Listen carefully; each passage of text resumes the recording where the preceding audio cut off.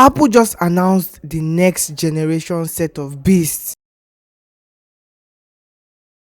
This is just a rant and not like an overview of the M2 chips and everything.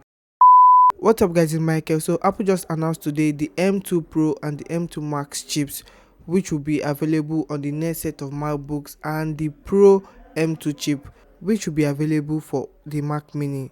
The Max version will not be available for the Mac Mini, but that's by the way. The thing is that this set of chipsets, it is just a beast. It is, I don't know how to explain it. Apple just released beast and beast and beast, more and more beast, if you know what I mean. If you are like a Premiere Pro user, you won't really understand because Adobe still needs to settle down to process M2 chip. But if you're using like Final Cut, everything will work very well, smooth, in a snap of a finger. And DaVinci Resolve, even Cinema 3D, it is 30% faster than what is in the M1 Pro. Like guy, if you really understand the meaning of that, you are gone. So for my MacBook users, if you are currently using the M1 Pro or the M1 Max, I don't think you should switch. If your MacBook is doing the job currently well for you, I don't think you need to upgrade yet, because the upgrades that are here are not needed yet. I am still considering to get the M1 MacBook Air, which is even where all this madness started from, by eliminating Intel MacBooks. Yeah, also, also, yeah, also,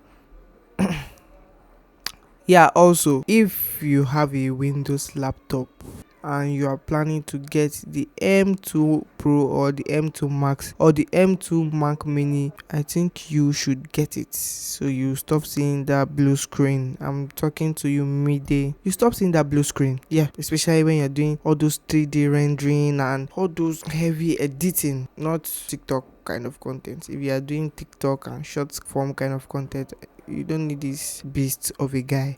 If you are doing client work that you shoot 6K, 8K, very large files, you shoot on Arri Alexa, red cameras, and you need something portable that is powerful when plugged in and when it is not plugged in. Emphasis on when it is not plugged in. It is still a beast when it is not plugged in. Guy, Windows need to take note of this. AMD, Intel, all the rest, they should take note of this.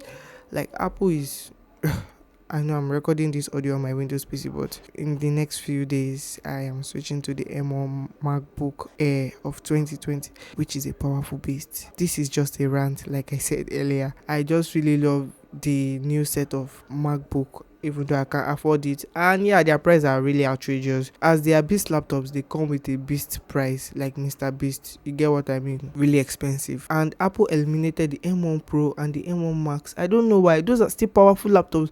But what I'm seeing Apple is doing now is that they are just selling hardware at this point. They just want to make money, because they already know that the M1 Pro and the M1 Max are already very powerful.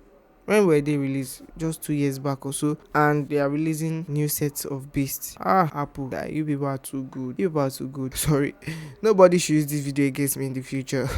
I'm so sorry, but Windows is still a good laptop. If you want to get a Windows laptop, it's fine. It is personal preference. I'm not holding anybody, but this new set of MacBooks, fire. They are fire, guy. They are really fire. Hope you guys enjoyed this my little rant. If you like Apple content, which I might switch to soon, kindly hit on the subscribe button below, like, comment, share, and I'll see you on the video showing on your screen right now.